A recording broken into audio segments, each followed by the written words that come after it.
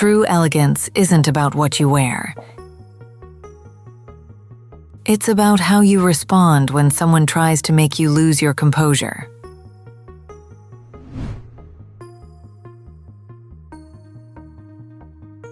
And you're about to discover why the calmest, most poised person in the room is always the one who wins it. Think about the last time you watched someone lose their composure in an argument. Maybe they raised their voice, maybe their face flushed, their words sped up, their hands started moving too fast. And think about how you saw them differently in that moment, not as powerful, but as out of control. Now think about the other person, the one who didn't flinch, who let a silence sit a beat too long before responding, who spoke slower, not faster, as the tension rose. That person didn't just stay calm, that person won. The most elegant woman in the room isn't the one with the best dress. She's the one who never looks rattled. That's poise, and poise is a skill. This is the part nobody tells you about elegance. It was never really about how you look. It's about how you play the game. What Daniel Goleman calls emotional intelligence, and what Emily Post understood about graceful conflict long before the term existed, is really just this: conflict. Every disagreement, every insult, every moment someone tries to provoke you is a game of social chess rooted in power dynamics.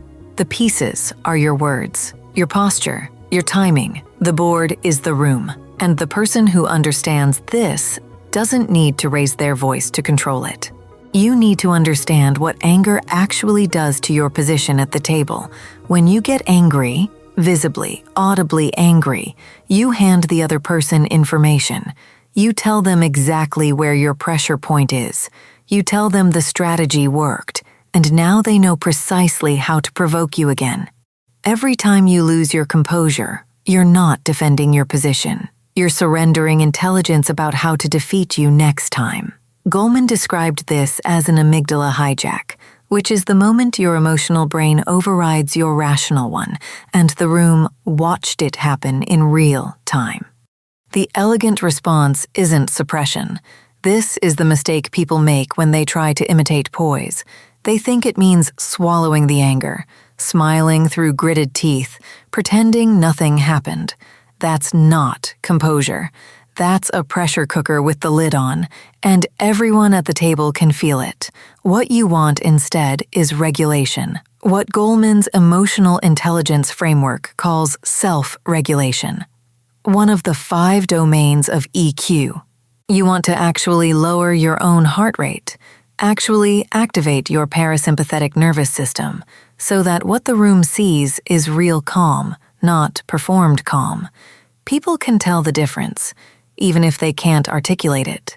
So here's your first move on the board: the pause. The Stoics called this the space between stimulus and response, and Stoicism as a philosophy was built on exactly this idea, that all of your power lives inside that gap. When someone says something designed to provoke you, a jab, an insult dressed as a joke, a pointed criticism in front of others, your instinct will be to respond immediately. Don't. Let 2 full seconds pass before you say anything. In a conversation, 2 seconds feels enormous. It will feel enormous to you, and it will feel even more enormous to them. That pause does something remarkable. It takes the reaction they were expecting, the flinch, the defensiveness, the raised voice, and replaces it with nothing. Silence they cannot read. And now they're the one who has to fill the space, which means they're the one who has to keep exposing their hand. While you're taking that pause, you're doing something specific with your body, not just your mind. You're unclenching your jaw. You're dropping your shoulders half an inch. You're taking one slow breath through your nose instead of your mouth. This isn't a trick. It's borrowed from how you'd practice mindfulness and calm in a chaotic world more broadly.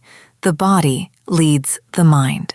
That slow nasal breath activates your parasympathetic nervous system, what researchers sometimes call the vagus nerve response. And within a few seconds, you're not performing composure anymore.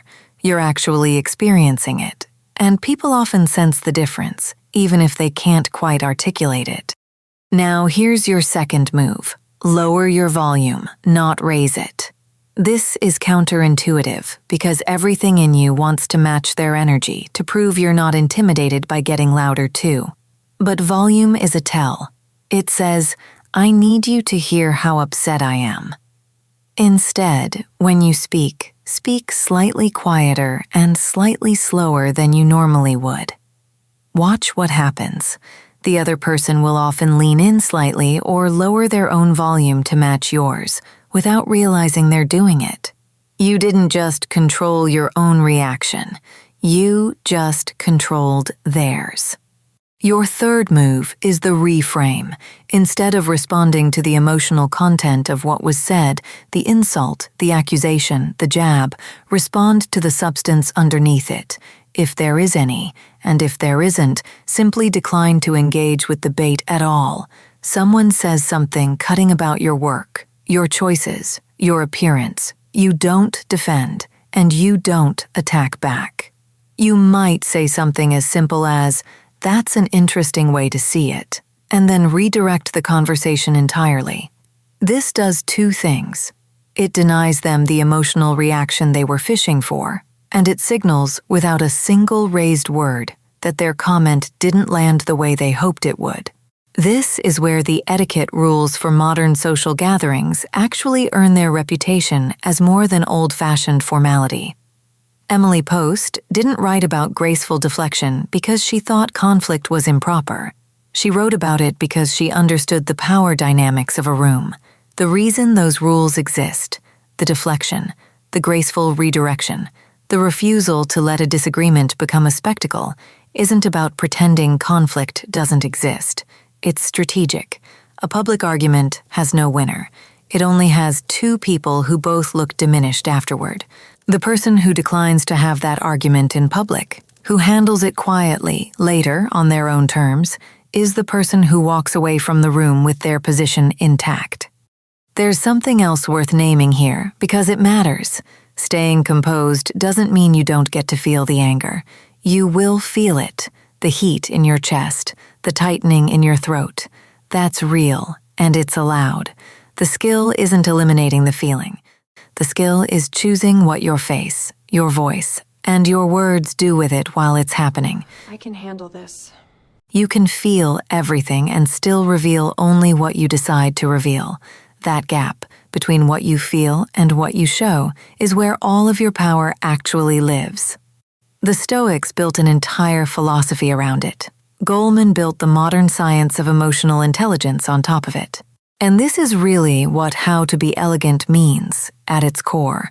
Not softness, not passivity, not swallowing your feelings to keep the peace.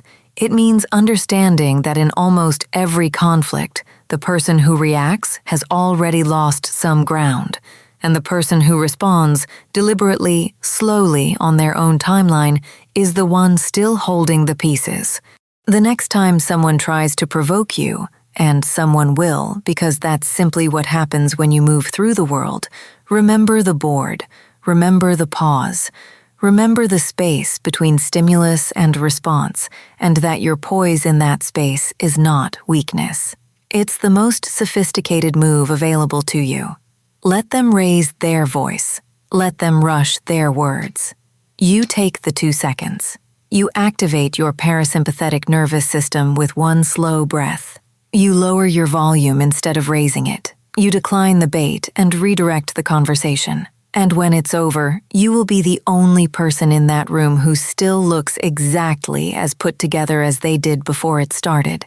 That's not an accident. That's emotional intelligence. That's elegance. And now it's yours. Elegance is a practice, not a moment. And that's exactly what we're building here together. Subscribe to Wealth Atelier so you never miss the next lesson in poise. And if you know someone who could use a little more calm in their corner, like this video and share it with her.